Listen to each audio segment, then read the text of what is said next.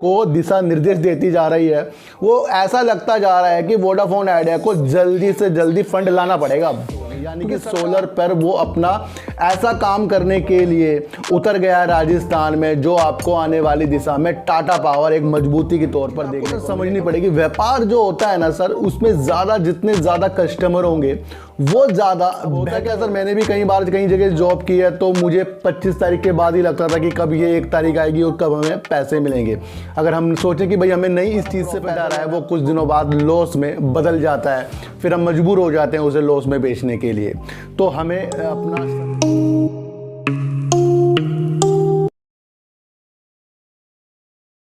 नमस्कार, मैं स्वागत करता हूं आपका अपने ही चैनल पर जिसका नाम है सार्थक बाजार से। और आज बात करेंगे सर टाटा पावर और अडानी ग्रुप की, और बात करेंगे सर वोडाफोन आइडिया और ट्राइडेंट की, और बात करेंगे एक ऐसे पेनी स्टॉक की जो राइट इशू दे रहा है सर।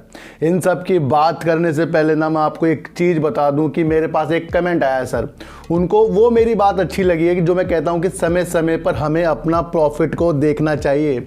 उनका नाम सर पारस जी हैं, और उन्होंने एक कमेंट किया कि उनको वो वाली बात मेरी बहुत अच्छी लग गई है कि प्रॉफिट को ना सर समय समय पर लेना चाहिए। उन्होंने कहा है कि अगर हम ऐसा काम नहीं करते तो जो हमारा प्रॉफिट आ रहा है वो कुछ दिनों बाद लॉस में बदल जाता है, फिर हम मजबूर हो जाते हैं उसे लॉस में बेचने के लिए। तो हमें अपना समय समय पर प्रॉफिट देखना चाहिए सर। और जो लॉन्ग के शेयर होते हैं फिर तो उसमें तो प्रॉफिट हो रहा लॉस हो रहा, वो तो सर एक अलग ही धारणा हो जाती है।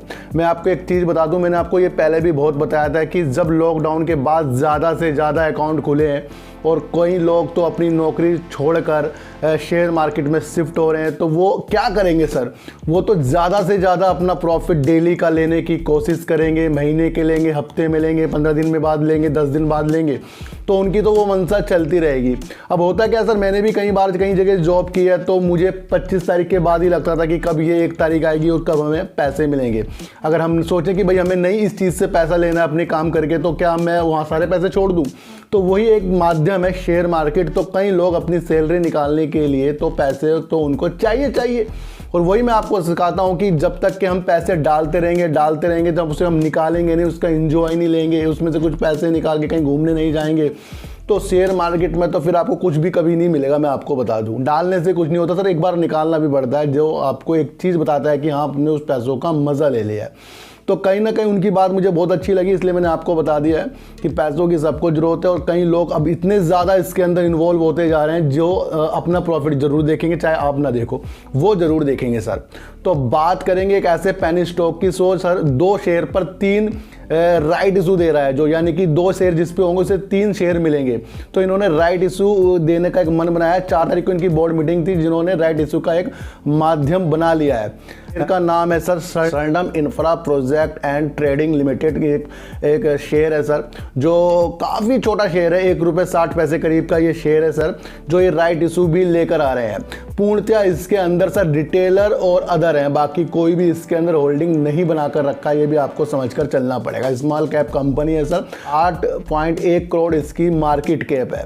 तो इसके अंदर आपको संभावना सिर्फ राइट इशू के माध्यम से नहीं बनानी है। इसका जो काम है सर, ये कॉमर्शियल सर्विस प्रोवाइड कराता है, यानी कि ये वाणिज्यिक उद्योग में एक अपना काम करता है, जिसे ये विस्तार करने के लिए भी ये एक राइट इशू के माध्यम से काम करने जा रहा है सर। ₹1.64 का किसी को भी खरीदने और किसी को भी बेचने की सलाह नहीं है, बल्कि ये बताना है कि इतना छोटा शेयर भी राइट इशू ला रहा है, जैसे सुजलॉन एनर्जी राइट इशू ला रहा था। तो इस शेयर को भी आप देख लेना, लेकिन कहीं किसी को खरीदने बेचने की इस शेयर में सलाह नहीं है। लेकिन मुझे ऐसा लगा कि एक छोटा सा पेनी स्टॉक जो राइट इशू भी ला रहा है, क्या पता इसका माध्यम आगे बढ़कर कितना ज़्यादा अपने को आगे करने का हो। ये सर 7,50,01,500 शेयरों का राइट इशू ला रहा है। तो ये भी आपको देखना पड़ेगा कि ऐसा छोटा शेयर भी सर राइट इशू ला सकता है। अब एक चीज़ आपको सर समझनी पड़ेगी, व्यापार जो होता है ना सर, उसमें ज़्यादा जितने ज़्यादा कस्टमर होंगे वो ज़्यादा बेहतर हो जाता है। अब ये बातें मैं आपको क्यों बता रहा हूँ सर, किसी एक व्यक्ति के पास सर 3-4 कस्टमर हैं और किसी दूसरे व्यक्ति के पास 100-200 कस्टमर हैं, तो किसकी ज़्यादा जल्दी अमीर बनने की, जल्दी अपने काम को विस्तार करने की क्षमता होगी, ये आपको खुद ब खुद समझनी चाहिए कि वही होगा जो जिसके ज़्यादा कस्टमर है सर। आपको वो कंपनी की तलाश करनी चाहिए जो कंपनी सर पूरे भारत में अपने काम का विस्तार कर रही हो। वो नहीं कि सर सिर्फ जो 1-2 स्टेट में ही अपने काम का विस्तार कर रही हो, हाँ वो बाद में अपने काम को ज़्यादा बढ़ा दे तो वो ज़्यादा इंपॉर्टेंट होता है। अब ये चीज़ मैं क्यों बता रहा हूँ सर, क्योंकि टाटा पावर और अडानी पावर दोनों एक जैसा काम करते जा रहे हैं, ये आपको सर समझना पड़ेगा। बीते दिनों उन्होंने ग्रीन बॉन्ड के माध्यम से पैसा जुटाने की एक मंशा बनाई थी, जो आने वाली परियोजना में ये उस पैसे को खर्च करेंगे सर। अभी हाल ही में आपको देखने को मिला कि अडानी ग्रुप ने सर राजस्थान में 65,000 करोड़ रुपए इन्वेस्ट करने का मन बनाया। 50,000 करोड़ तो केवल वो सोलर के क्षेत्र में इन्वेस्टमेंट करेंगे और बाकी वो सर जयपुर एयरपोर्ट हो गया सर, उसमें वो इन्वेस्टमेंट करेंगे और सीमेंट का जो प्लांट लगाने में वो अपना विस्तार सर राजस्थान में करने वाले हैं। ये आपको सोचकर चलना पड़ेगा। अब छोटी मोटी कंपनी जो सोलर से संबंधित है वो सर अपने दायरे में रह रही है, लेकिन ये एक ऐसा स्वच्छ ऊर्जा की तरफ अडानी ग्रुप बढ़ गया है जो राजस्थान में अपनी इतनी बड़ी परियोजना सोलर के क्षेत्र पर लगा रहा है। और आपको ये देखना आश्चर्य की बात होगी कि सर टाटा पावर भी अब यही काम कर रहा है।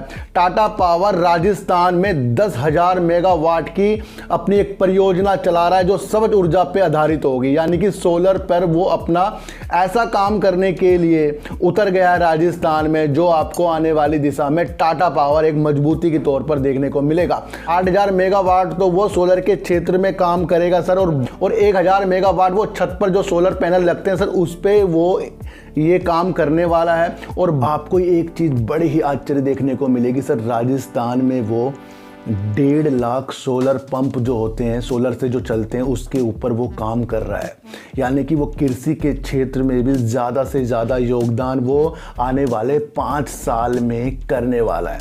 तो कहीं ना कहीं टाटा पावर ने राजस्थान में 10,000 मेगावाट के लिए एक ऐसी परियोजना का उद्घाटन कर दिया है, उन्होंने शुरुआत कर दी है। आने वाले 5 सालों के लिए जो छतों में रूफटॉप हो गया और जो कृषि के क्षेत्र में सौर ऊर्जा से जो पंप चलते हैं उसके अंदर वो वर्क कर रहा है और 8,000 मेगावाट वो सोलर से उत्पन्न करेगा।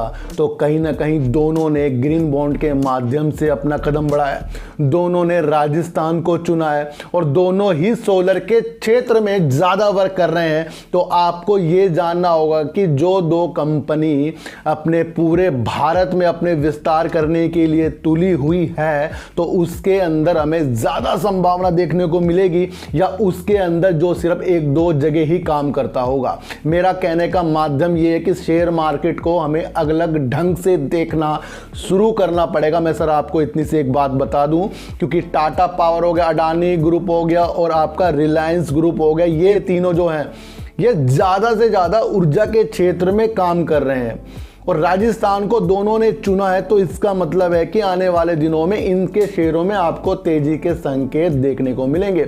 अब इनका जो परियोजना 5 साल, किसी की 7 साल की, अडानी की 7 साल जी की है, तो कहीं ना कहीं इसके अंदर जो बेहतर अपनी एक क्षमता होती है ना होल्डिंग वाली, तो इस तरीके से बनती है सर। अब ये जो न्यूज़ है इफेक्ट डाल देगी, लेकिन हमें तो सर लॉन्ग टर्म के लिए टाटा पावर देख रखा है, तो हमें उसके अंदर अपना दिमाग लगाना चाहिए कि वो सोलर के क्षेत्र में और सोलर पंप के क्षेत्र में और छतों में रूफटॉप लगेगा राजस्थान में, उसमें वो बहुत ही तेज़ी के साथ आगे बढ़ रहा है। मैंने आपको पहले भी कहा था कि सर राजस्थान में जो धूप है ना वो ज़्यादा आती है, गर्मी आपको पता है राजस्थान में ज़्यादा होती है, तो वहाँ पर ज़्यादा स्कोप है। अब तमिलनाडु कर्नाटक की तरफ हवा तेज़ चलती है तो वहाँ पर ज़्यादा आपको विंड के क्षेत्र की स्थिति ज़्यादा देखने को मिलती है। तो जहाँ चीज़ की ज़रूरत होती है तो वहीं पर वो कंपनियां अपने प्लांट को लगाती है और उसके लिए इन दोनों ने राजस्थान को चुना है। तो आपको एक संभावना ये देखने को मिलेगी कि हमें ज़्यादा से ज़्यादा वर्क इन दोनों के शेयरों में करना ही करना पड़ेगा। ये मैं आपको एक चीज़ बता दूं। अब बात करेंगे सर ट्राइडेंट की, और मैं आपको बता दूं कि जनवरी में जब मोतीलाल ओसवाल जी ने ट्राइडेंट का जो टारगेट 73 रुपये करीब का दिया था, तो उसके बाद से तो सर शेयर आपको 35 रुपये तक भी सर मिलने के लिए तैयार हो गया है।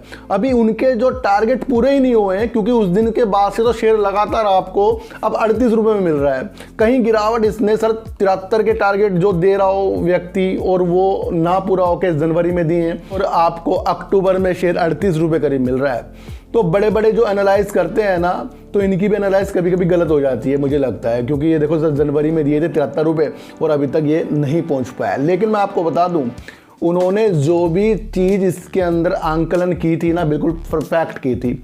लेकिन उसके दौरान जो इसके अंदर राजेंद्र गुप्ता जी ने इस्तीफा दिया है, अपने पद को छोड़ा है ना, वो 80% इस शेयर में निगेटिव टर्न लेकर आया। ये आपको समझकर चलना पड़ेगा। जब अगस्त में इस तरह की बात राजेंद्र गुप्ता जी के बयानों से निकली है, वो स्वास्थ्य के कारण से, पारिवारिक कारण से पद छोड़ रहे हैं, तो मैंने वहीं पर आपके लिए एक वीडियो बना दी थी। मैंने कहा ये शेयर सर आपको काफ़ी नीचे तक भी मिल सकता है, क्योंकि कमान संभालने वाला व्यक्ति ही इस कंपनी से जुदा हो गया है। तो कहीं ना कहीं ट्राइडेंट में आपको गिरते हुए आसार देखने को मिलेंगे। तो वो टारगेट भी मोतीलाल ओसवाल जी के पूरे नहीं हुए हैं, जो इस न्यूज ने उनको खारिज किया है सर। मैं आपको बता दूं, तो जो भी कोई टारगेट देता है वो सर वो काम के अंदरूनी चीज़ को देखता है। एकदम मैनेजमेंट में फेरबदल हो जाए तो वो कंपनी चलती नहीं है, एकदम ऑर्डर कैंसिल हो जाए तो वो चीज़ चलती नहीं है। वो तो न्यूज़ के द्वारा ही आपको देखने को मिलेगी। और मैंने कहा था कि जब तक कि ये मसला राजेंद्र गुप्ता जी का इसके अंदर से सही नहीं होता,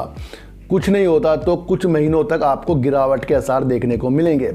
एक बात और अच्छी ट्राइडेंट ने कर दी, जिस तरीके से इनके अलग अलग बिजनेस है, इनका बिजनेस सर केमिकल में है, पेपर में है, टेक्सटाइल में है, तो सबके इन्होंने अलग अलग एमडी बनाने की एक प्रक्रिया इन्होंने मीटिंग के द्वारा बताई है। तो वो भी एक अच्छी चीज़ है कि हर एक एमडी अपनी हर एक सेक्टर को अलग तरीके से देखेगा। तो कहीं ना कहीं ये एक पॉजिटिव संकेत ट्राइडेंट में सर डाल रहा है। और एक चीज़ और इनको लगी है कि जिस तरीके से बिजली ज़्यादा कट होती है, फिर बिजली से इनका कारोबार थोड़ा सा कम होता जाता है, तो इसके लिए भी इन्होंने अपने प्लांट में या अपने वर्क में सोलर को स्थापित करने का भी एक मन बना लिया है। ये भी एक पॉजिटिव न्यूज़ निकलकर सर ट्राइडेंट में आ रही है। मैं आपको बता दूं, जिस तरीके से टेक्सटाइल का क्षेत्र इस साल ज़्यादा धूम धड़ाके से नहीं आपको देखने को मिला है, सारा का सारा सर आपको सर जिस तरीके से देखने को नहीं मिला है, वो सारी आपको पता ही है कि वैश्विक स्थिति किस तरीके की चल रही है, उसकी वजह से टेक्सटाइल में आपको गिरावट के आसार देखने को मिले हैं। और मुझे लगता है कि सर आने वाले दिनों में भी आपको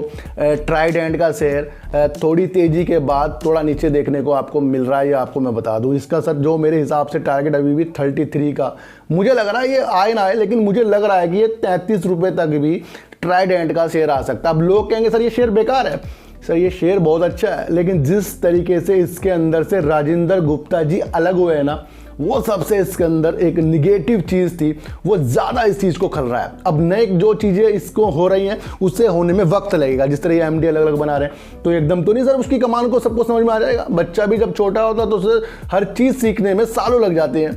तो ये अब सालों का शेयर बन गया, ये आपको जल्दी से इतने ऊपर जाकर नहीं दिखाएगा। मैं आपको बता दूं, ये आपको सीधा 40 फिर नीचे, फिर 40 फिर नीचे, इस तरीके का इसके अंदर ट्रेंड चल गया है। ये आपको सर समझना पड़ेगा। मैं आपको बता दूं, अभी इससे ज़्यादा दिमाग नहीं लगाना है। जिस तरीके से आप लोगों की वीडियो भी देखते हो कि ये 500 में पहुंच जाएगा, सर 500 में कैसे पहुंचेगा, आपको खुद ही आंकलन कर लेना चाहिए कि जिसका मैनेजमेंट इस तरह की प्रॉब्लम हो रही हो, टेक्सटाइल अच्छी तरह से काम नहीं हो रहा हो, कॉटन जो है वो महंगी होती जा रही हो, और जिस तरीके से रेट हर चीज़ में बढ़ते जा रहे हैं, और जिस तरीके से बिजली के कट भी जो देखने को मिले हैं, तो कहीं ना कहीं ये सारी की सारी चीज़ें बिजनेस में असर डालता है। ये आपको देखकर चलना पड़ेगा। फिर भी इनकी जो चीज़ें स्थिति हैं, पेपर में ये बहुत अच्छा वर्क करते हैं, टेक्सटाइल में बहुत अच्छा वर्क करते हैं, केमिकल में बहुत अच्छा वर्क करते हैं, और उसके बाद इनके जो अलग प्रोडक्ट भी आ रहे हैं, जिस तरीके से सरफ भी आ रहे हैं, वो आ रहे हैं। तो ये भी एक इनके पॉजिटिव संकेत है। लेकिन आने वाले दिनों के लिए, यानी कि आज से 1 साल बाद का शेयर बन गया, ये आपको मैं बता दूं। तो ट्राइडेंट में जिसके पास जितने शेयर है ना सर, होल्ड करने की एक संभावना बन रही है, और ज़्यादा शेयर इसके अंदर लेने की संभावना बिल्कुल भी नहीं बन रही है। मैं आपको बता दूँ, अब लोग मेरे से ना सर नाराज़ हो जाएंगे, जब ये तो शेयर 70 से नीचे आया है, ये तो वहीं पर जाएगा क्योंकि हमने वहीं पर ले रखा है।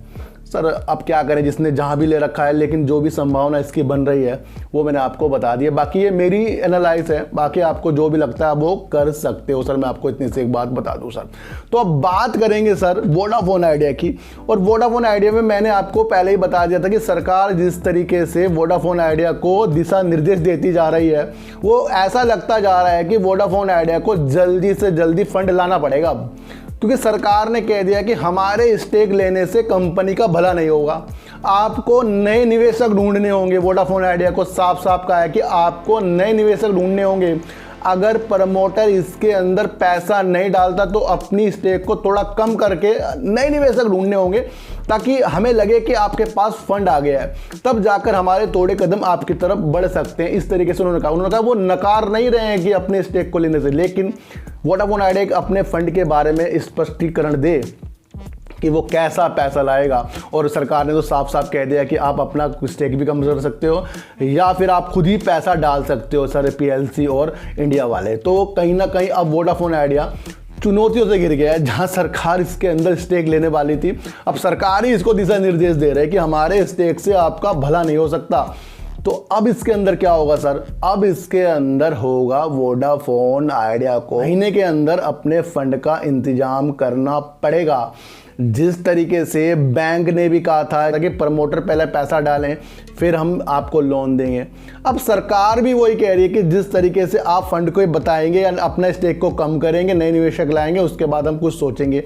तो कहीं ना कहीं यहाँ वोडाफोन आइडिया फंस गया है अब, क्योंकि वोडाफोन आइडिया को लग रहा था कि सरकार स्टेक लेगी अपने एजीआरडीओ के बदले, वो स्टेक दे देंगे, थोड़ा हम हल्के हो जाएंगे, ये हो जाएंगे, वो हो जाएंगे, 5G ले आएंगे, लेकिन सरकार ने इसको उलट कुछ कर दिया है। लेकिन अब ये चीज़ वोडाफोन आइडिया को जल्दी से जल्दी तलाश करनी पड़ेगी सर फंड की, क्योंकि जहाँ से जो उम्मीद थी वही उम्मीद को वोडाफोन आइडिया की तोड़ी जा रही है। और वो साफ साफ कह रहे कि हम मना नहीं कर रहे हैं स्टेक के लिए, लेकिन हमारे स्टेक से आपका भला नहीं होने वाला, आपको कुछ और निवेशक भी इसके अंदर ढूंढने पड़ेंगे।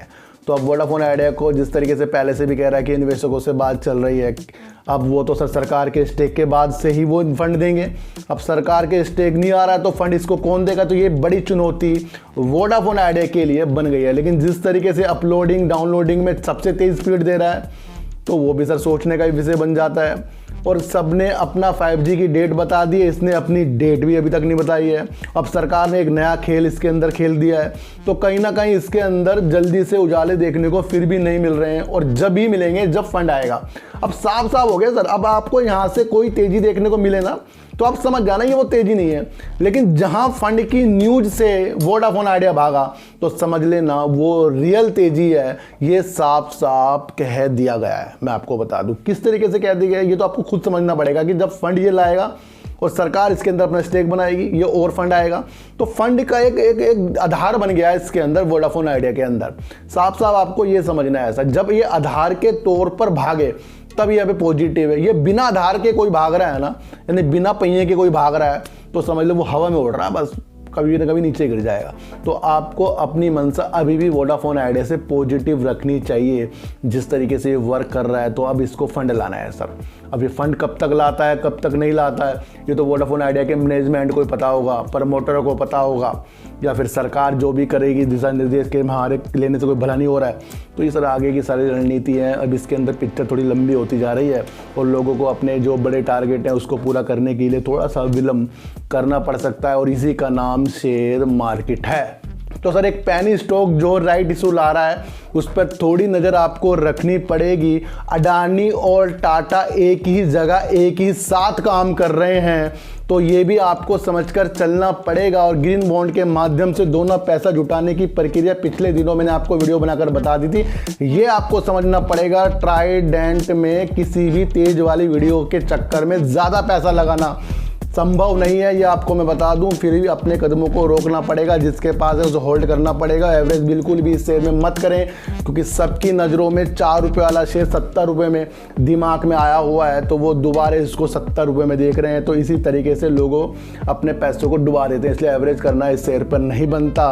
और वोडाफोन आइडिया की किस्मत सरकार के स्टेक तो बाद में बदलेगी, पहले सरकार ने कह दिया कि भाई फंड लाओ। तो सर ऐसी वीडियो देखने के लिए मेरे चैनल पर आइए जरूर, सब्सक्राइब भले मत कीजिए, लेकिन मेरी बातों को गौर से सुनिए ही सुनिए। तो चीटे को आटा दीजिए, गाय को रोटी दीजिए और अपने बच्चों को ज़्यादा से ज़्यादा प्यार कीजिए, क्योंकि बच्चे ही आपकी मासूमियत से किस्मत पलटेंगे। तो फिर मिलेंगे आपसे नई वीडियो के साथ, जब तक के लिए नमस्कार।